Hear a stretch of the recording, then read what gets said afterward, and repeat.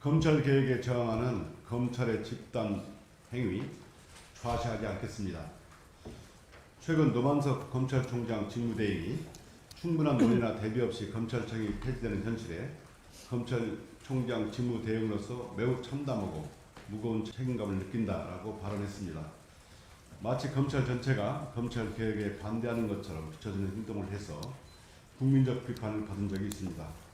그리고 어제 김건희 특별검사팀 소속 파견검사 40명 전원이 검찰청 폐지를 내용으로 하는 정부 조직법 개정안에 반발하는 이런 내용의 집단 성명을 발표했습니다. 아시다시피 주요 내용은 다음과 같습니다. 첫째, 수사와 기소를 분리하는 정부 조직법이 개정된 상황에서 파견검사들이 직접 수사, 기소, 공소유지가 결합된 특검 업무를 담당하는 것이 모순이며 특별검사에게 검사의 직접 수사, 기소, 공소유지 필요성에 대한 의견을 공식적으로 표명해 줄 것을 요구했고, 둘째, 파견검사들이 일선 복귀를 요청했습니다.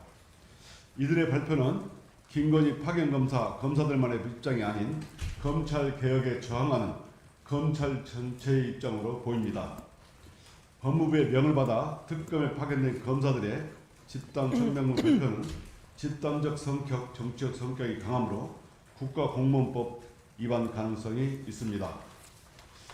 검찰의 집단행위는 국가공무원법상 정치적 중립이나 집단행위 금지 위반은 형사처벌 대상이고 검사징계법 2조에 따른 징계 사유에도 해당됩니다.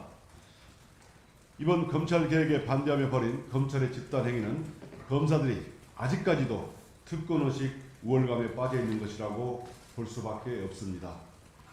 검찰은 왜 특검이 출발했는지를 잊은 모양입니다.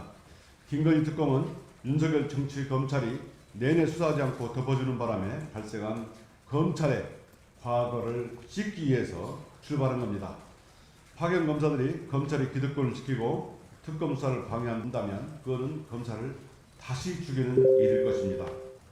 또한 한시적으로 운영되는 특검의 파견검사가 이런 집단 성명을 내는 것도 말이 되지 않습니다.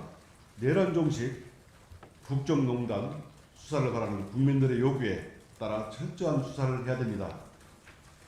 만약 파견검사들이 태업이나 조기 복귀 움직임으로 특검 수사나 공소유지가 조금이라도 차질을 빚는다면 김건희 그리고 내란의 진실규명을 바라는 국민들의 열망을 저버리는 것은 물론이고 국민들로부터 엄중한 책임을 묻지 않을 수 없을 것입니다. 법무부에 강력 요구합니다. 법무부는 검찰개혁에 저항하는 검찰의 집단 행동에 확실한 조치를 취하고 공직기강을 바로잡아 주시기 바랍니다. 검찰개혁에 따르지 않는 검찰의 집단행위, 항명성 행동에 대해 강력한 조치를 취하십시오. 우리 민주당 3대 특검 종합대응 특위는 검찰개혁에 반대하는 검사들의 집단행동에 대해서는 절대 좌시하지 않고 검찰개혁 완수를 위해 흔들림 없이 나아갈 것입니다. 이상입니다.